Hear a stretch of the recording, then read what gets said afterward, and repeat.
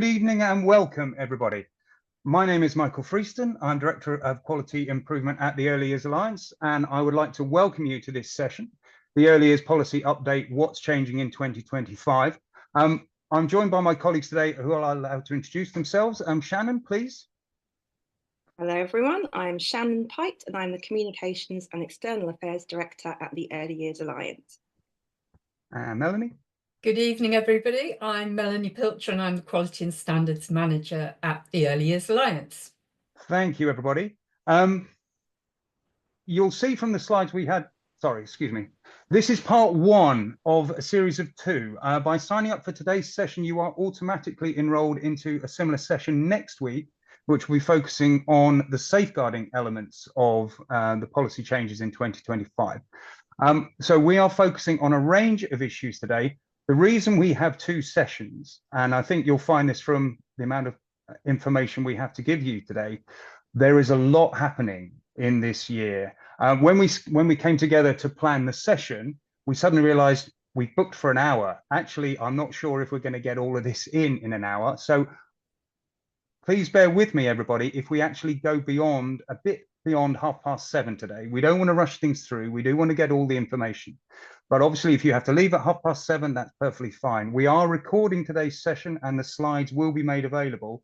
So you will be able to catch up. But I do think for the sheer amount of information we want to give to you today, we might be slightly over 7:30, and I don't want to rush colleagues. Just for your memories, later on, there's the shiny photos of all three of us.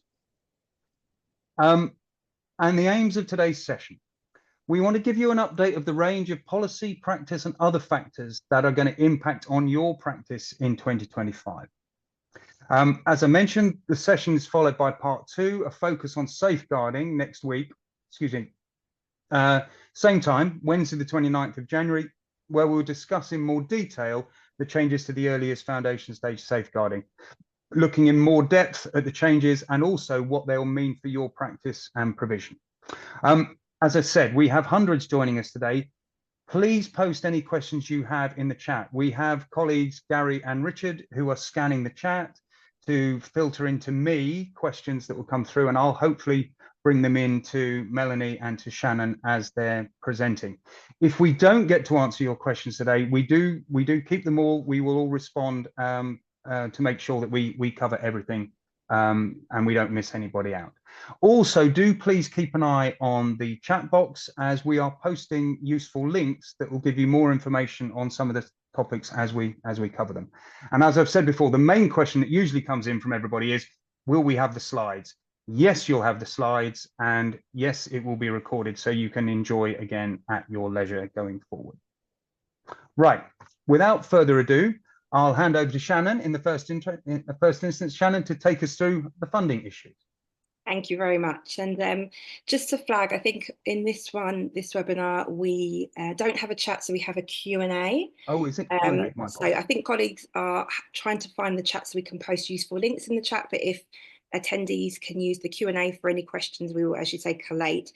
If we cannot get the chat function running to post useful links, we will, of course, collate them and send them out afterwards. So we will get the useful links to you somehow.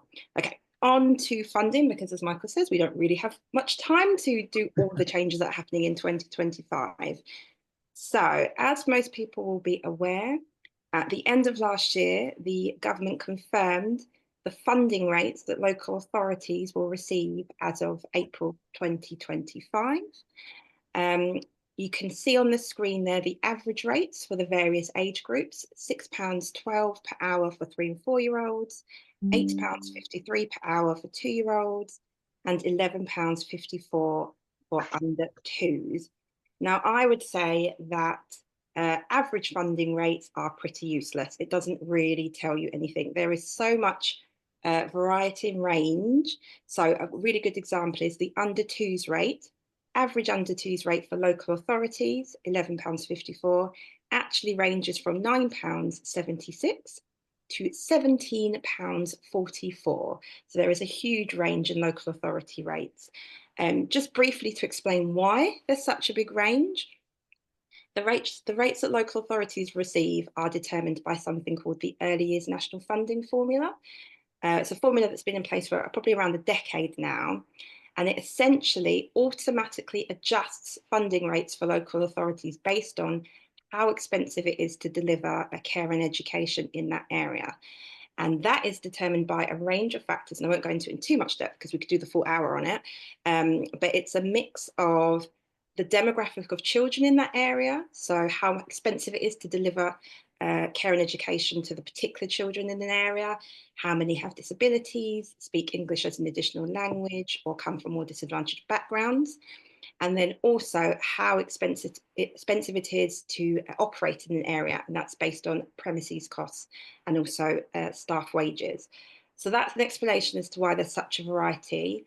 If you scan the QR codes on the screen, if you've got a mobile with you, then you can see the local authority rates. If not, we will send out the links afterwards. And also, if you go to gov.uk and search early years funding 2025-26, you can also find your local authority rate there. But just to give you an overview of those rates. If I could have the next slide, please, Michael.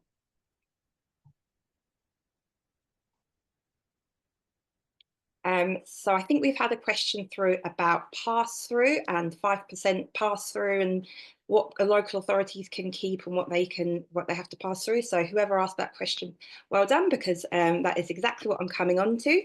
So we've talked about how money gets from central government to the local authority. So how do we then determine how much money goes from the local authority to the frontline provider? So historically, there's been what's called a 95% pass-through requirement. That means that local authorities have to pass, on average, 95% of the funding they receive to frontline providers, and they can keep 5% back for the kind of cost of administering the early entitlement scheme.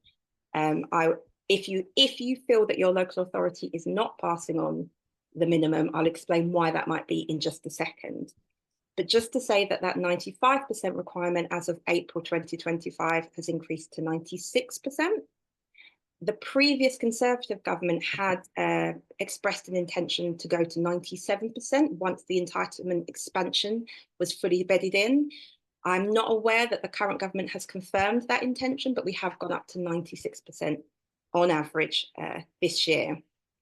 The reason I keep saying on average is because every time the local authority rates come out, we get comments, completely understandable comments that say, my local authority is getting X amount, I'm only getting this amount, that doesn't add up to 95 or now 96%. Are they doing something wrong? So I've got an example which I hope can explain why that might be. A lot of it has to do with the fact that funding rates are made up of kind of two parts: your base rate, the core rate of funding that everyone received, and your supplements, which is additional funding that providers may or may not receive depending on how they offer the entitlements. So there are 5 supplements: deprivation, which is compulsory for the 3 and 4-year-old offer. So all local authorities have to offer a deprivation supplement. So that's extra money for providers who support families from disadvantaged backgrounds. Rurality and sparsity, so money for providers who live in particularly rural or sparse areas, sparsely populated areas. Flexibility for providers who deliver particularly flexible care and education. EAL, so providers who support families speaking English as an additional language. And quality, so it tends to be based on qualifications, so providers who employ staff with high qualifications. So to give that as context, we've got my imaginary local authority, really teeny tiny local authority, somehow surviving with only 2 early years providers, provider A and provider B. So let's say that this local authority receives £10 per hour from government. So let's say this is for the under 2s offer. So we have provider A who receives the base rate of funding in that local authority, £9.40, doesn't receive any supplements. Provider B has a lot of families from disadvantaged areas and also, let's say, offers particularly flexible care. So they get some additional supplements. They get an extra 40p per hour because of those aspects of their provision. So they receive £9.80 an hour. The average of £9.40 and £9.80 is £9.60. So on average, that local authority is paying frontline providers £9.60 an hour. £9.60 is 96% of £10. So therefore, that local authority is passing on 96% on average. So you can understand why if you're provider A, you look at your rate, £9.40, you look at what the local authority is getting, £10, and you say that's not 96%. But it isn't for each individual provider, it's on average across all providers in the local area. Hoping that clarifies from that point. If I could get the next slide. So when do we find out what everybody is receiving? So local authorities have known since beginning of December what they're receiving from government. There is now a process by which they have to let frontline providers know. This is very similar, but not quite the same as in previous years. I think it's worth just briefly going over. So where a local authority is proposing to make a change to its funding formula, it has to consult locally. So it has to consult its local schools forum, which is the kind of panel of local educational representatives that feed into funding decisions. They have to consult maintained schools, and they have to consult with early years providers. I stress that they have to consult, so the final decision does sit with the local authority. Schools forums are required to have at least one PVI early years member. So if you are not aware of your schools forum, if you've not been in contact with your schools forum, if today is the first time you've heard the word schools forum, please go on to your local council website and have a Google for schools forum, find out who your PVI representative is and make sure you're engaged with them, especially if you feel that there might be concerns around funding decisions in your area. Final funding rates, it used to be that they needed to be confirmed by the 31st of March, which when funding rates come into effect in April is not particularly helpful. That has been moved forward to the 28th of February, which some might say is still not particularly helpful in terms of making long-term funding decisions and budgeting decisions, but it is an improvement on previous years. This year, that is an expectation. So the DfE expects local authorities to let providers know their funding rates by the end of February. As of 2026-27, so next financial year, the DfE intends that to be a requirement. So local authorities have to let providers know by the 28th of February. I think we might have a few questions. Shannon, yeah, just a question that's coming, an interesting one from Sam particularly. It's about the supplements. Who gets to choose? Can a setting apply for these supplements?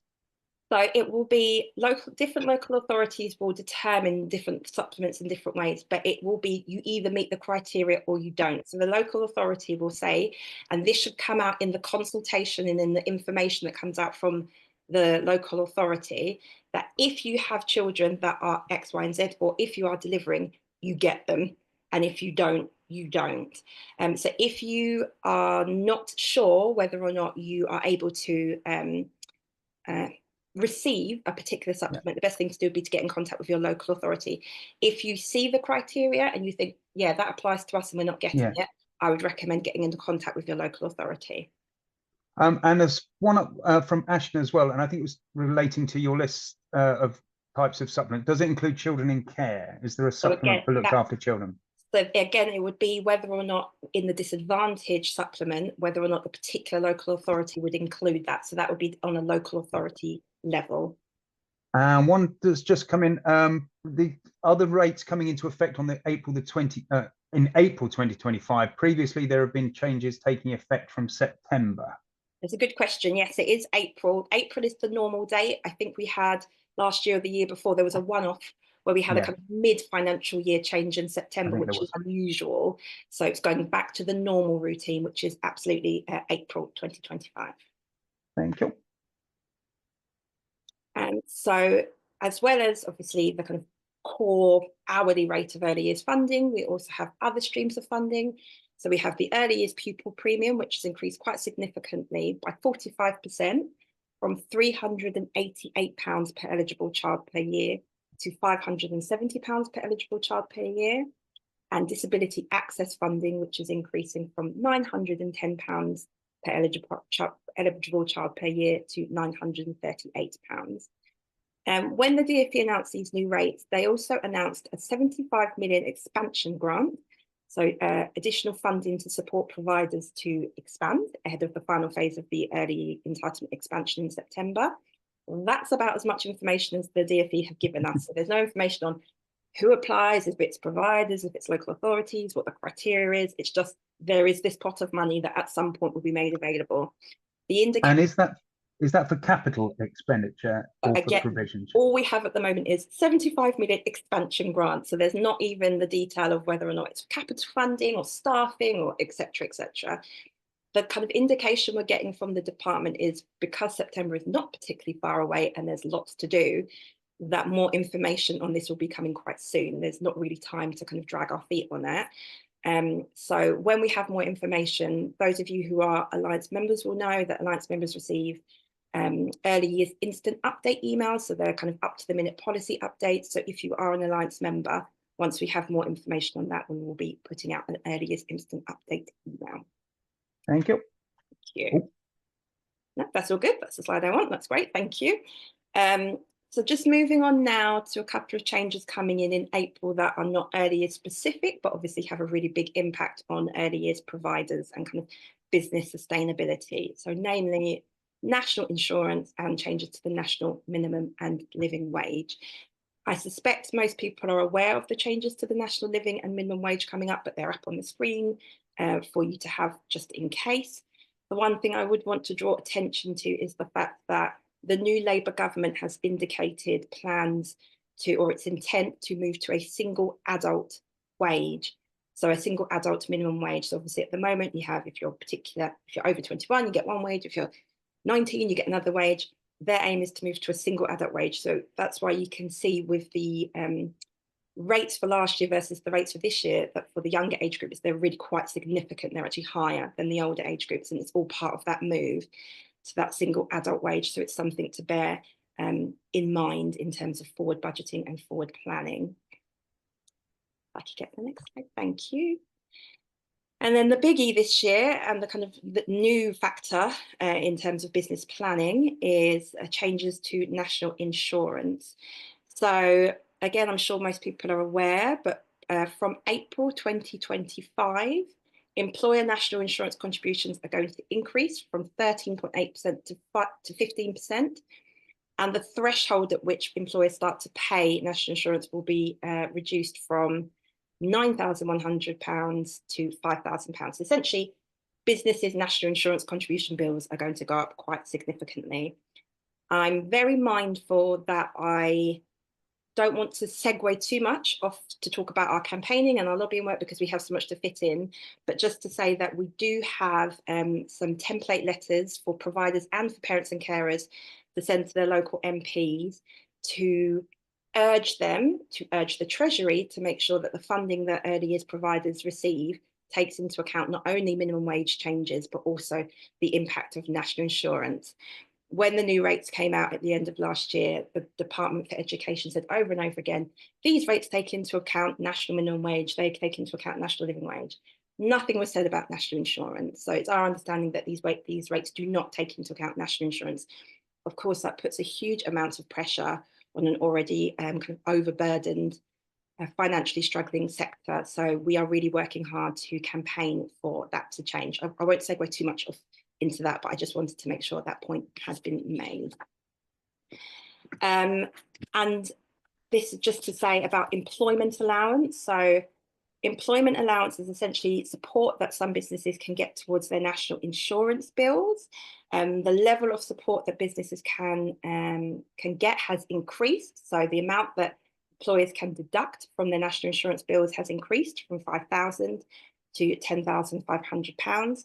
And the eligibility for employment allowance, sorry, I've written twice there, employment alliance. I can see clearly I write the word alliance so often Oh, yes. that I didn't even notice it. We didn't spot it either. Yes, has been removed. So when we and others in the sector have raised concerns to the government that the impact of the national insurance changes is going to be really quite significant on the earlier sector, what we keep hearing is, oh, that's fine. We've expanded the employment allowance scheme so providers can use that. There is a real caveat about this, and it's, if anyone was attending any of our sessions during the pandemic and all the confusion over furlough. This has given me complete furlough kind of PTSD flashbacks in terms of really horrendously confusing government guidance. So please bear with me. So there is a rule that if you're an organisation that is a, quote, public body, and I'll kind of go into that in a second, you cannot receive employment allowance unless you are a charity. If you are a charitable organisation, then you can go right ahead and apply. If you are not a charity and you are considered a public body, you are not eligible for this extra support with your national insurance bill. So then, of course, the natural question is, well, what's a public body? How do you define a public body? So we have had many emails with the HMRC and the DfE trying to get as specific a definition on this as possible. Where we've got to so far is if an organisation's work, more than half of their work is, quote, public work, and in addition to that, more of half of the money they get in is public funding, they are a public body. Then, of course, the question is, what's public work? So they have not gone any further than that. They say it's up to individual organisations to determine whether their work is public work. So we've discussed internally a lot of different ways that an early years provider might look at it. They might look at the proportion of staff work that is with children who claim entitlement funding, but of course that's really, really quite difficult to estimate. It could be the number of places offered that are publicly funded entitlement places. It might be the number of total hours that are publicly funded entitlement places. The government has been really frustrating and has not given us any more specific definition on what would count as public work. So the definition that is on the screen is about as detailed as we're able to kind of confidently give and be able to say that's what we've been told by the government. I would say that, again, if you're an Alliance member, Law Call is aware of this guidance and the confusion around it. So you are able to contact Law Call, our 24/7 legal advice support service. If you think that this might apply to you and you're not sure and you want to speak to someone about it, do contact Law Call. But again, without taking up too much time in the session, just to flag that this employment allowance does have some criteria that people should be aware of that might limit their ability to access that support. Shannon, as you were speaking, a couple of questions came in. I think you might have covered them. I just want to cover them across. Will the Early Years Alliance continue to raise awareness and lobby RIA change for PVI as there are grants supporting LAs and schools? I think you've covered that. Absolutely. Just a hard yes to that. Yes, absolutely. From Heidi, understand that as a PVI setting, now the funding is expanding in September. Our income may be more than 50% of funding. So I think this speaks to your point about public. Therefore, we will no longer be eligible for employer NI allowance. Do you have any more information? I think, as you've explained, no, we're still pushing for it. The only thing I'll say to that point is, one thing the government did say is it's not just about the funding, it's about the work. Right. So it's half of public work, and that's why the "and" is in capitals in that purple box, and half of funding. So if you're more than half of your income and the money coming in is government funding, and more than half of your work is, that counts as a public body. The funding by itself doesn't reach the threshold, it's both. But that's why it's quite frustrating that the definition of public work is so unclear. An interesting couple that have come in on the same theme. I'll take John's and Lady B preschool together. The status as a charity, does that have any implication on whether you count as an if you can apply for allowance? So that 50% rule does not apply to charities. It's non-charitable organisations it applies to. If you are a charity, so that's why in the brackets, unless a charity, if you are a charity, it does not apply. Thank you. Helen, can a manager of a preschool contact Law Call, or do I have to be the chair of committee or for the committee who runs the preschool? So I believe it would be your registered person that needs to contact. That was my understanding as well. Yes. Okay, we could talk on that one for ages. If you don't mind, Shannon, I'm going to move you along. Fine. And I Thank think you, everybody, for the question about is it all coming into effect from April 2025? It is. It is. So this is my last slide before I hand over to Mel to update on EYFS changes. Thank you everyone for bearing with me. So just to flag also that the government, in its wisdom, at the same time as all this additional financial pressure being placed on the sector, has also announced that it's going to be quote unquote clamping down on additional charges. So the statement that was released in October states that in the coming months, the government will be engaging with local authorities and providers to clarify our guidance on charging, including on so-called top-up fees, and consider how we better support local authorities to protect parents from overcharging. So, where to begin? As you'll be aware, the local authorities have to adhere to statutory guidance for early education and childcare. So essentially, there is a document that has all the rules that local authorities have to follow when they're rolling out the early entitlement offer in their area. There is a section, you can see a screenshot of a bit of it on the screen, on charging. So the rules around what providers can and can't charge for and things like that. So for example, it states that providers can charge for meals, can charge for snacks, trips, nappies and things like that, but that those charges cannot be made a condition of an entitlement place. What the government is saying is it's going to review that guidance and essentially look to tighten it up to make sure that parents who should be receiving quote unquote free places are not being charged to do so. The government has stressed to us that they are not planning on wholly rewriting this guidance. It is a review, a kind of iterative process where they are tweaking it. But I would say that we have highlighted that, of course, we want parents to, as far as possible, receive free places. But as we have all said for many years, the way for parents to receive free places is for those places to be adequately funded.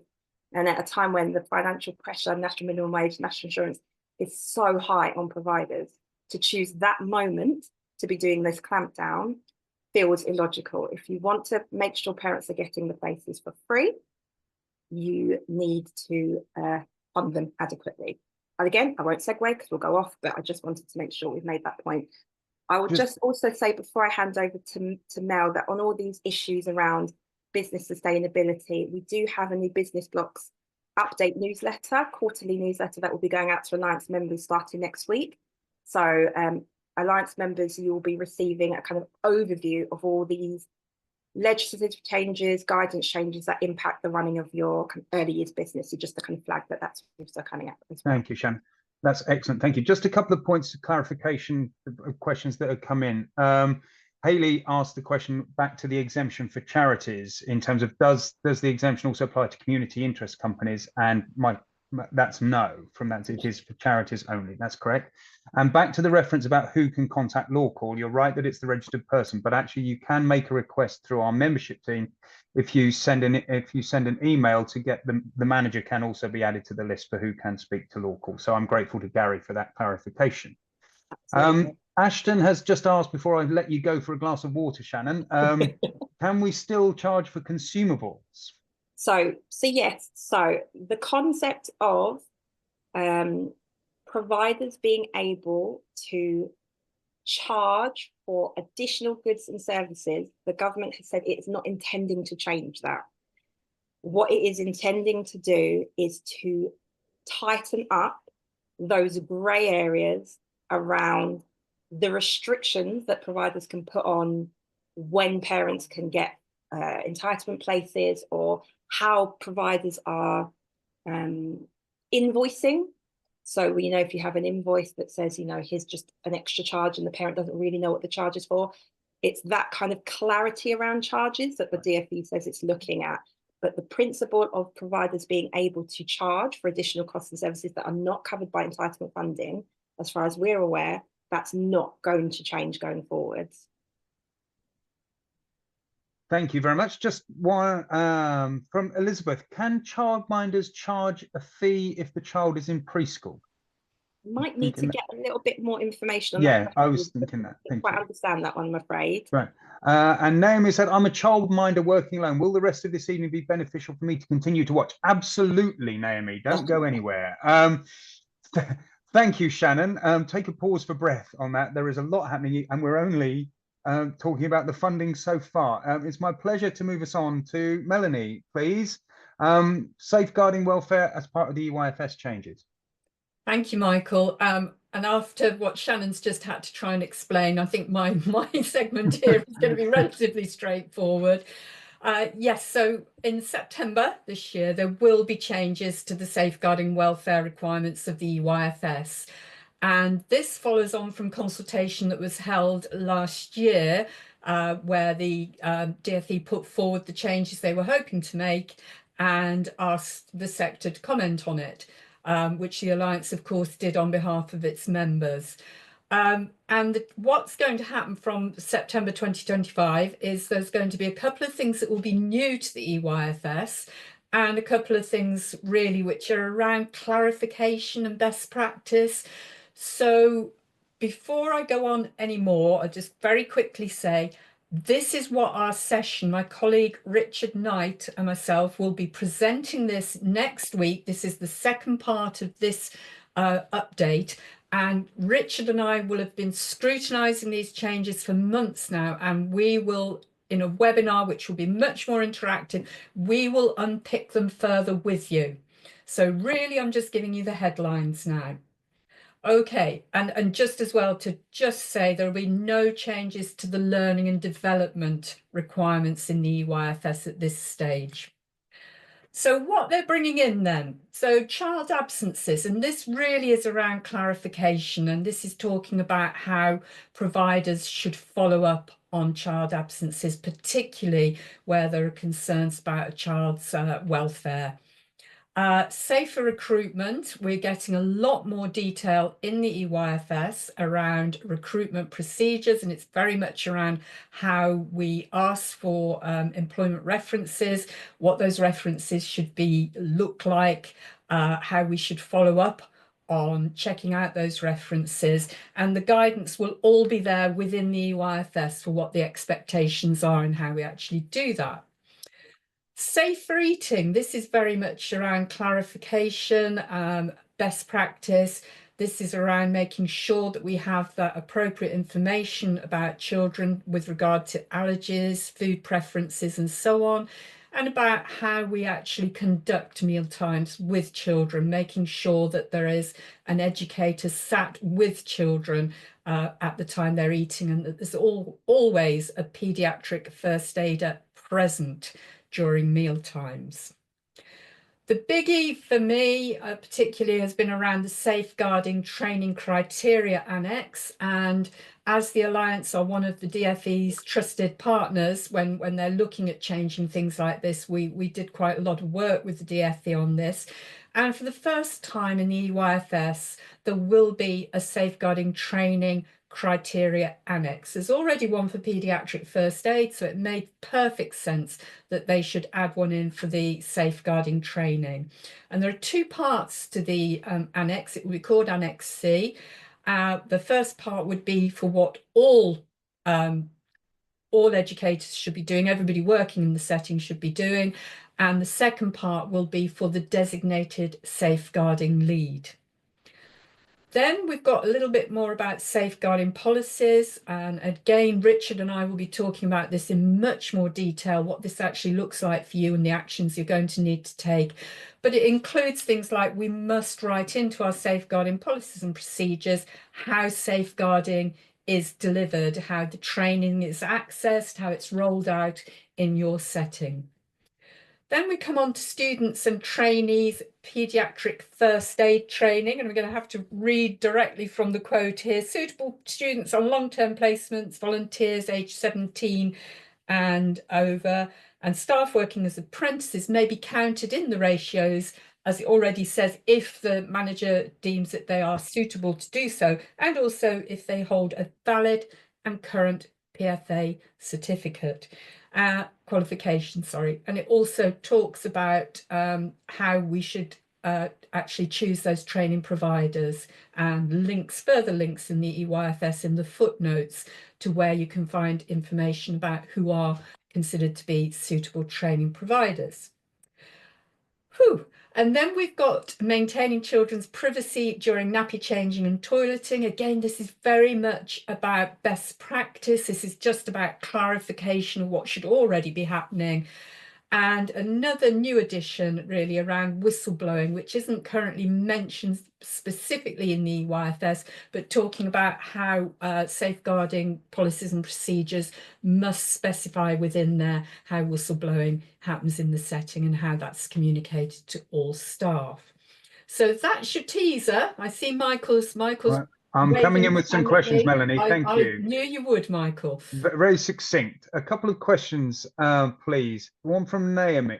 Naomi, I think this has come up from a number of members. Will we be charged for the safeguarding training as we are for the first aid?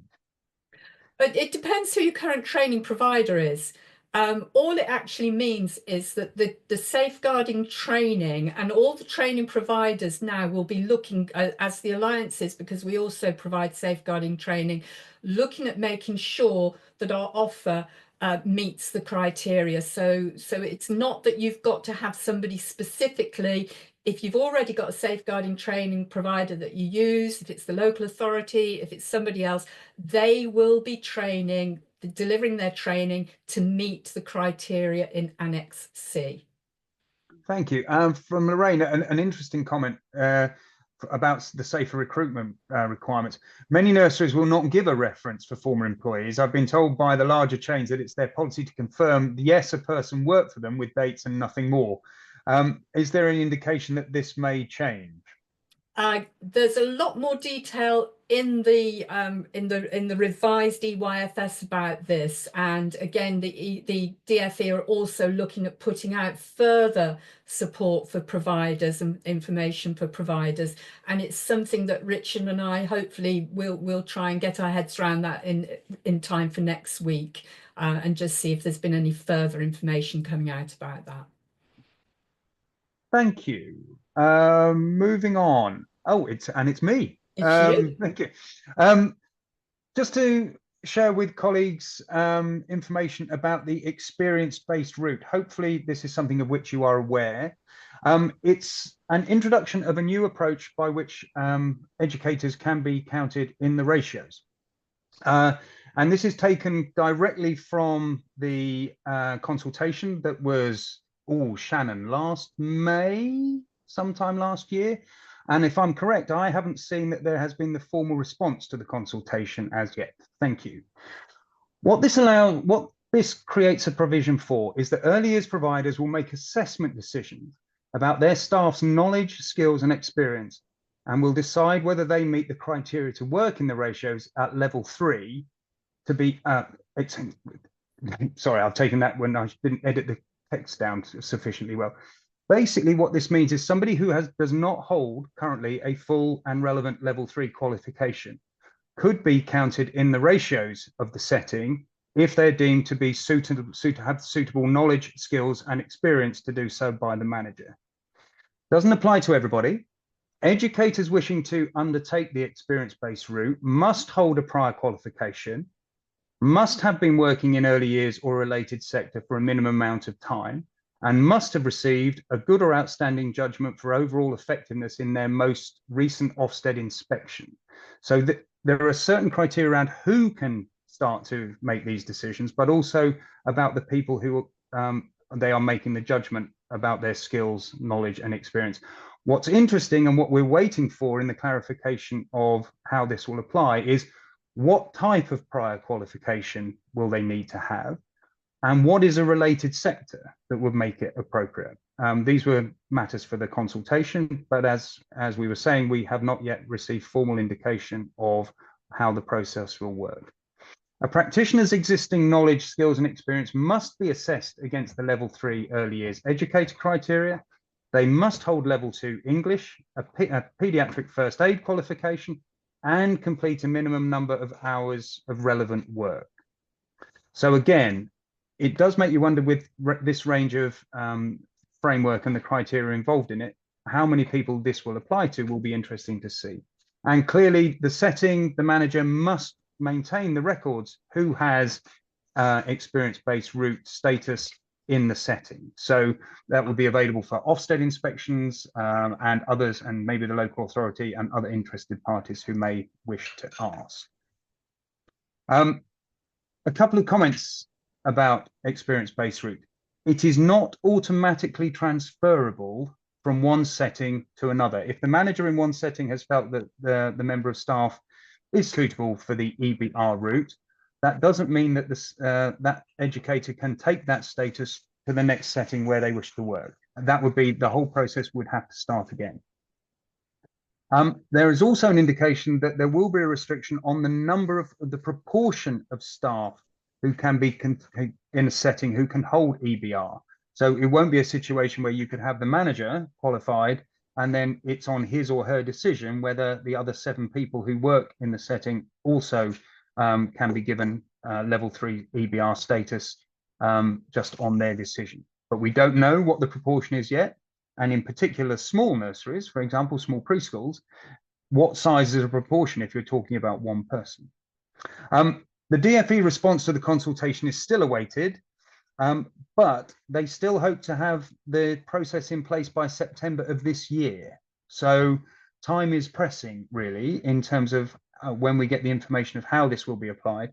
But as I say, we haven't had no indication of the further details coming through.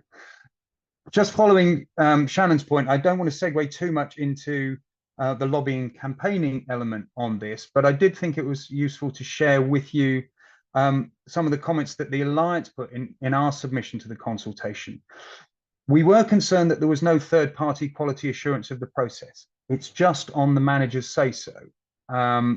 Yes, he or she has to follow the level 3 full and relevant criteria, but nobody, as it stands as we understood it from the consultation, there is no third-party checking to validate that decision. We would argue that if you had external quality assurance, then actually the structures that we put in place, they look very much like an apprenticeship. It's a work-based qualification. The employer is a partner with the training provider and the apprentice to make sure that they succeed effectively. And actually what you would end up with in that situation is a qualification that's full and relevant and would be transferable and allowed to follow that educator wherever they go. We also suggested that actually, okay, experience-based route may have a part to play. Wouldn't it be a suggestion to actually time limit it for a period of time, that actually you can count in the ratios whilst the practitioner is studying to gain a level 3 qualification? Whether those have any sway whatsoever in terms of what comes out in the final criteria, we'll wait and see when it's published. But as I say, as things stand, the anticipation from the DfE is that this will be available to managers from September of this year. I'm just now looking across to see if there are questions coming through. Yes. I worked in childcare for 17 years. I hold a level 3 since 2009, but I don't have maths and English grade C or above. Do I need to do this? No, you don't.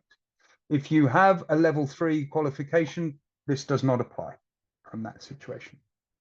What would the effect on training? What would that affect training providers, as people will choose this route instead of going through proper training and apprenticeships?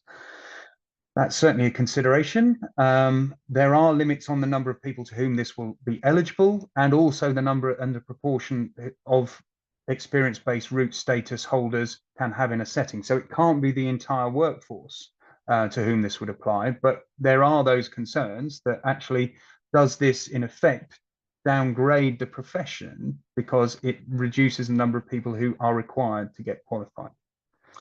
Would EBR be allowed to apply to a staff member who has a level 6, which has been decided if not full and relevant? I think Shannon might be smiling at this one, because there is all the correspondence we had when it became apparent that a number of higher education institutions were providing level 6 qualifications that ultimately was determined did not meet the full and relevant criteria at level 3. I think very much this is who EBR is aimed at. And because there are clearly experienced, knowledgeable practitioners out there who, through no fault of their own, do not currently have a full and relevant level 3 qualification. So I think for whoever that question was, I think, yes, then you should give consideration to this route in September when it comes through. Marion, I arrived at the session a little late, and I'm concerned that I missed something valuable. You've missed lots valuable, Marion. However, we have recorded and we'll make the recording available to all who registered, and you will also get the slides as well. We're delighted that you've been able to join us. Right. me again. Climate action. One of the initiatives being brought through from DFE for this year is within the vision that the United Kingdom becomes a world leading education sector in sustainability and climate change by 2030. The DFE's focus in this area is has four headings. There's excellence in education and skills for a changing world. There is a keen focus on net zero in education provision. We want to increase resilience to climate change and create a better environment for future generations. It's the DFE's vision. The objective is to provide education settings within England access to expert support from volunteer climate ambassadors who will help them develop and deliver impactful climate action plans.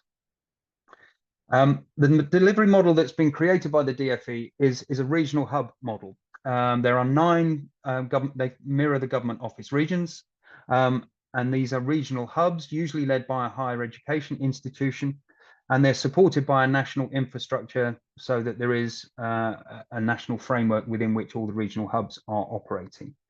And importantly, the DFE strategy states that by 2025, i.e. this year, all education settings will have nominated a sustainability lead and put in place a climate action plan. Education settings for this purpose includes registered early years providers. So that's preschools, nurseries, and childminders.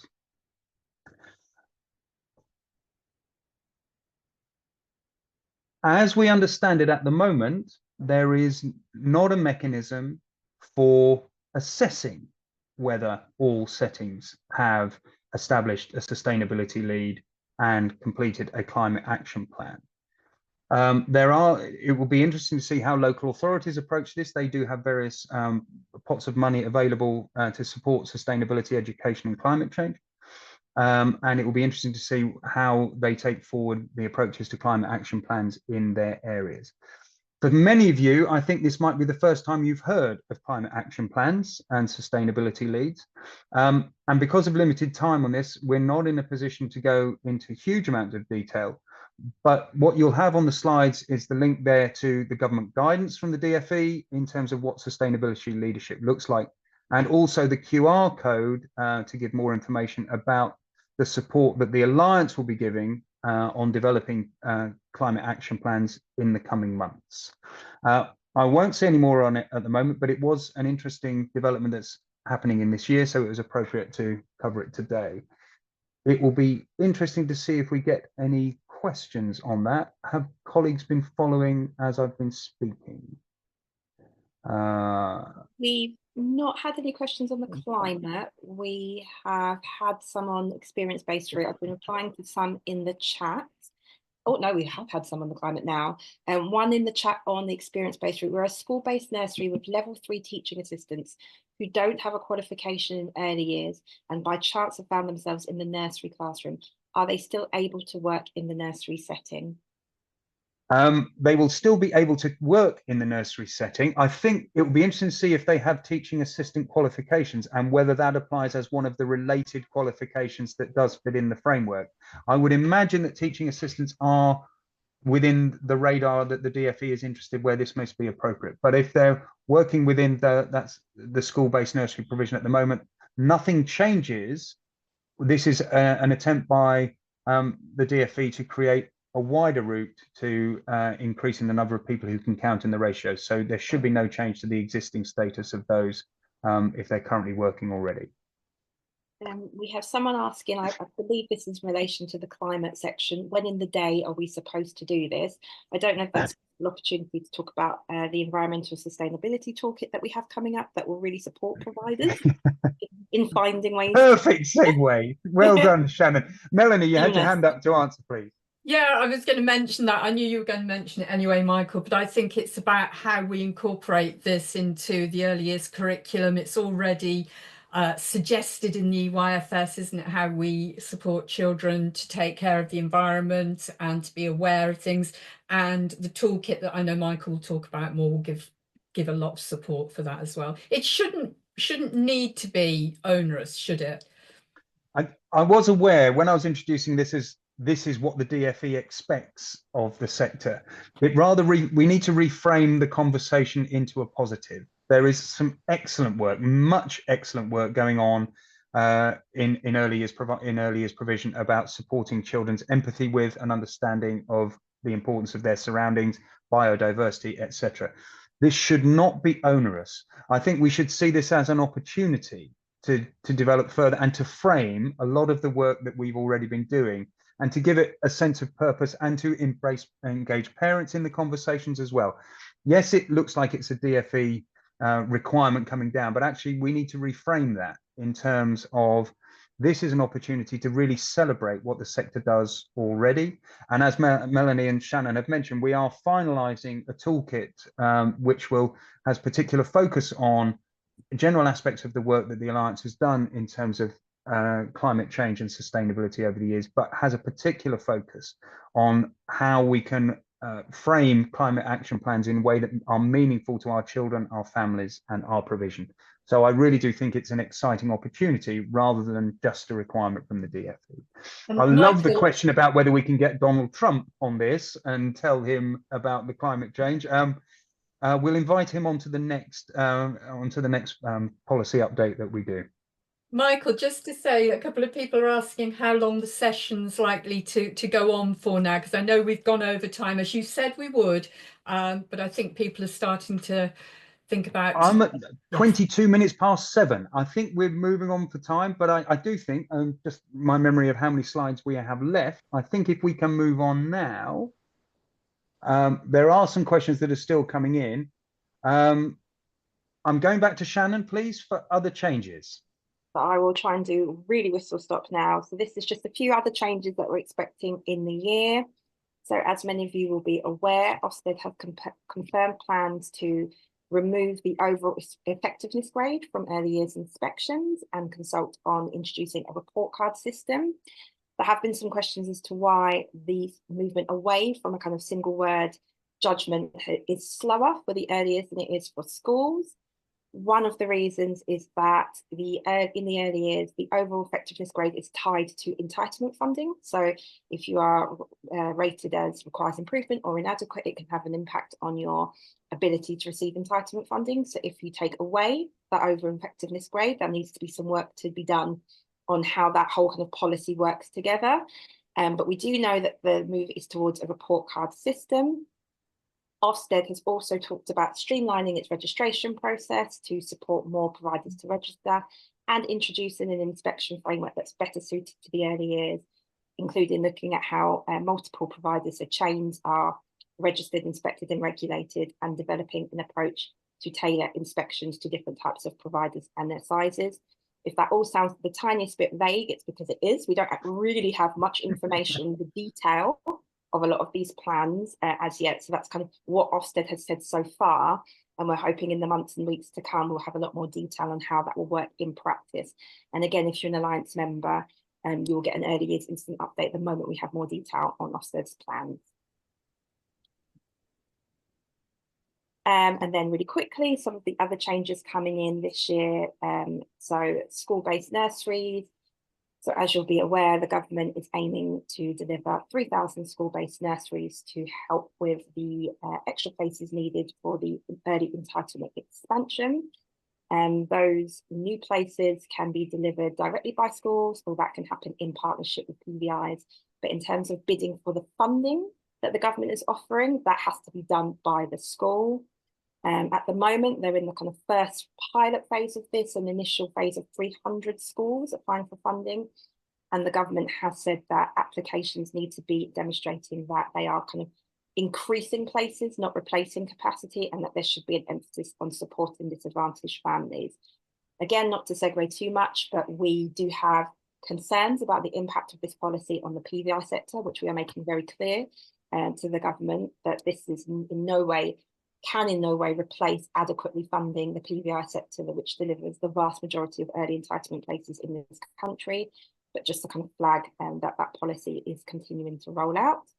And very quickly, just to put on the radar that the Labour government is going ahead with its pledge to introduce free breakfast clubs in every primary school.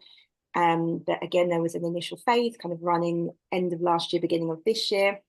And the government has said, we want to test and learn with as many different types of schools as possible, including schools that work with or are considering working with PVI providers to deliver their breakfast club. PVI, I can see that question has come up, is private, voluntary and independent. My apologies. So non-government run, non-state run early years settings. And then before I briefly hand back over to Mel, before I think she's going to hand back over to me, just to outline some government initiatives that are coming up, which might be relevant to the early years sector. And we are kind of coming to our final slide. So thanks everyone for bearing with us. Some of you might have heard the Prime Minister Keir Starmer talk about the missions, the mission-led government, lots of missions. So the government has 6 missions, and as it's 26 minutes past 7, I won't talk about all of them, but one of them is called the Opportunities Mission, which is to try and ensure that where you start in life or the background that you have does not determine where you finish up. And of course, early years is a pivotal part of this. And at the end of last year, the government announced some milestones, so ways that it was going to measure whether or not it had achieved these missions. One of the milestones was 75% of 5-year-olds reaching a good level of development in the early years foundation stage profile assessment, up from the current percentage of 67.7. So it's just to put this on your radar, as you know, the government has identified some key priorities, and within that there is an early years related priority. So when we're making the argument for better support and better investment, it gives us a really good hook to say, well, if you're going to meet this mission, you need to support the sector adequately. The Children's Wellbeing in Schools Bill has been in the news a lot recently. It's a really wide-ranging bill with lots of provisions on ways to keep their children safe. There are a couple of provisions that are particularly relevant to the early years. So one is requiring education and childcare providers to be included in areas safeguarding arrangements. So the aim of that is to ensure better join-up between social care, police, health, and make sure that education has a voice in that, and to make sure that when priorities are identified on how to support children and families, education settings, including early years, are included in that, and in operational safeguarding boards. The creation of a single unique identifier for children. So the idea that if a child has a unique identifying number, that the join up and the link up and the information sharing between different agencies will be a lot quicker and a lot smoother. And that bill is currently going through Parliament. It's expected to pass in the spring. Some provisions will come into effect straight away, and some may take longer to be rolled out. And then finally, we have the Child Poverty Task Force, which is a cross-departmental child task force within government, which is aiming to alleviate and reduce child poverty. And understandably, there is some focus on quote-unquote childcare. That's their word, not what I would choose to use, as an area of focus in that strategy, in terms of expanding early years provisions so that more children can access it, but also looking at quote-unquote childcare as a way to support parents to work, and looking at the risks of high cost preventing parents re-entering the workforce. So it's just another route through which we can have our voice heard, and another channel through which the message that the early years needs more support can be made. I think I might be losing your sound a bit there, Shannon. I'm not sure if that was just me. Not everyone, fingers crossed. Oh, that's fine. Melanie. Okay, very quickly then, the mandatory reporting of child sexual abuse. This was put forward by the previous government following a 7-year-long inquiry, independent inquiry into child sexual abuse. It's been picked up again by the current government, and in spring it will be put forward in the Crime and Policing Bill. And it will be around the mandatory responsibility to report child sexual abuse. And yeah, there's not much to say on it yet, because we need to see the further detail of it when we actually see what's being put forward into the bill. It won't have a huge impact on us in early years, I don't think, because we already would expect all our providers, all our practitioners to be reporting any incidents or suspicions of child sexual abuse. But of course, we'll keep on top of that and provide further detail as and when. So I'm going to hand back over to Shannon again now. And it's just a final slide on spending review. So a spending review is just a process that government goes through where it looks at how much money each department is going to get. You can have single year spending reviews. The government says to each department, this is how much money you get for the next financial year, or multi-year spending reviews. This is how much money you're going to get each year for the next X amount of years. This year, the government is going to be launching a multi-year spending review. So the expectation is it will cover 3 years. So essentially that means that the government around the springtime, and the seasons when we're talking about the government, spring could stretch to July, but in the springtime, at some point, we'll be telling each department this is how much money you're going to be getting for the next 3 years. So now is a really, really important time for us in the early years to be making the case for more financial support. So again, and we will share the links afterwards, that MP letter writing campaign to get your local MP to say to the Treasury, when you're doing the spending review, you need to be making sure that the early years sector has enough money to cover national living wage, national insurance, supporting children with SEND. This is a really, really critical time because decisions are being made now that will impact the sector for the next 3 years, just to make that point. Thank you. Thank you, Melanie and Shannon. That has been a real tour de force in terms of the areas that have been covered. I am conscious there are a number of questions that have been coming in. If we don't get to them, then I apologize for that. As I said at the beginning, time is going to be tight, but we will answer them all and circulate those with the slides and with the recordings that go out. I will just take the opportunity, as well as thanking you today, to say that if you're not an Alliance member, make sure you join to ensure you can access Future Policy Focus. This has been a special event which we've made available to all members of the sector. We normally make these events just available to early years Alliance members only. We made an exception on this occasion, but if you want to enjoy, if you found it valuable and you want to benefit from future ones, then please do look into membership packages that suit your type of provision on our website. Visit the link that is there and fill out the form or speak to a member of staff about membership. Just a reminder that this is part 1. Join us next week for the sequel, and it's focusing particularly on the safeguarding aspects of the new EYFS with Melanie and our colleague Richard Knight. You will get a new Zoom link sent through to you during the week, but do please check that if you look on your EYA Central account, you'll be able to access the link through the My Purchases and Bookings. And EYA Central is an introduction within a membership portal, which has been fantastic in bringing together all the resources, all the activities that Alliance members can benefit from. It really has been transformational in terms of how you can manage your own affairs as members of the Early Years Alliance. Just a couple of events that are coming up, which hopefully will be in your area. These are in-person events. 2 roadshows celebrating SEND, a world without limits, I'm assuming. Thursday, the 1st of May, 2025 in Nottingham, and Thursday, the 16th of October in Bristol. So please look out for those. Again, more information on the Alliance website. And also CPD for you online. Let's talk about being business smart. And as Shannon mentioned, as we were going through, the business blocks offer that's available to Alliance members in terms of planning for the financial changes that are coming down the line very quickly for us now. We do offer business smart training as well. And again, the QR codes which are available on the slide, and when you receive them, will give you more information there.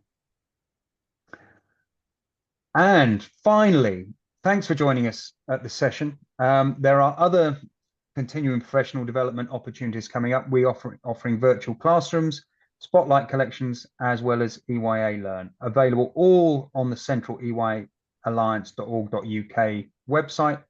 And if you have any questions, please do get in touch with us at connect@EYAlliance.org.uk. And there is bespoke in-house training as well. If you are looking for something which is specific to your setting, as many of the questions were today, we've only been able to answer them in general terms. If you want to discuss about how any of these particular issues, financial or otherwise, impact on your specific provision, let us know your requirements and we can construct a bespoke CPD package and inset day for you. Again, more information on the screen there and when you receive the slides. Just the final slide. All the necessary web links to find out more about the organisation, where you can join EYA Central, about becoming a member, etc. And just taking that back, it just remains for me to say thank you to everybody for staying with us on this. There's you'll watch it back at your leisure, I'm sure, in due course, because there was a huge amount of information that we were able to impart there. I'm hugely grateful as ever to Shannon and for Melanie to providing such a huge range of detailed knowledge and imparted it so clearly and accessibly. And on that note, I will, just finishing 6 minutes late, I do apologize. Just say thank you everybody for staying with us. It's been a pleasure to be with you. Don't forget to join us next Wednesday as well.